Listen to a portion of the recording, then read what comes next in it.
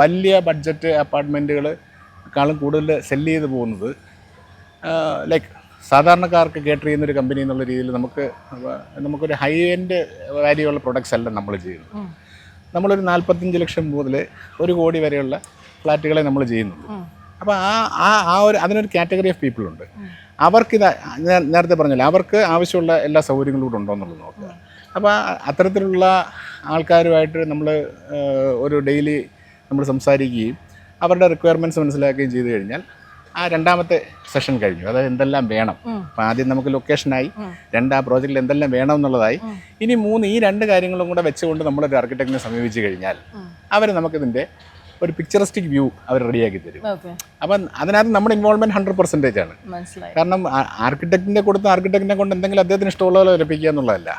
നമ്മൾ ഈ പറഞ്ഞ പോയിന്റുകളെല്ലാം അദ്ദേഹം ഉൾപ്പെടുത്തണം അതിനകത്ത്. അപ്പോൾ അങ്ങനെ ഉൾപ്പെടുത്തി അവർ വരച്ചു തരുന്നൊരു സാധനം വീണ്ടും നമ്മളൊരു 3 മാസത്തോളം അല്ലെങ്കിൽ 2 മാസത്തോളം നമ്മുടെ ആൾക്കാർ റിവ്യൂ ചെയ്ത് അതിനകത്ത് ചെറിയ നിക്സൊക്കെ ഉണ്ടെങ്കിൽ അതെല്ലാം കണ്ടുപിടിച്ച് അത് വീണ്ടും ഒന്നുകൂടെ ഫിൽട്ടർ ചെയ്താണ് നമ്മളൊരു ഫൈനൽ പ്ലാൻ റെഡിയാക്കുന്നത്. അപ്പോൾ ആ ഫൈനൽ പ്ലാൻ റെഡിയാക്കി കഴിഞ്ഞാൽ പിന്നെ നമ്മൾ നേരെ വിടുന്നതെന്ന് വെച്ച് കഴിഞ്ഞാൽ ഇത് ബാക്കിയുള്ള സർവീസസ് പാർട്ടിലേക്ക് വിടും.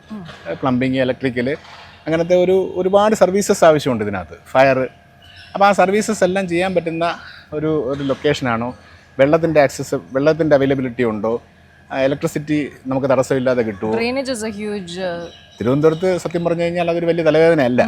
കാരണം നേരത്തെ തന്നെ ഒരു 60% ട്രിവാൻഡ്രം സിറ്റിയിലെ 100 വാർഡുകളിൽ ഒരു 60% സ്വേജ് ഉണ്ട്.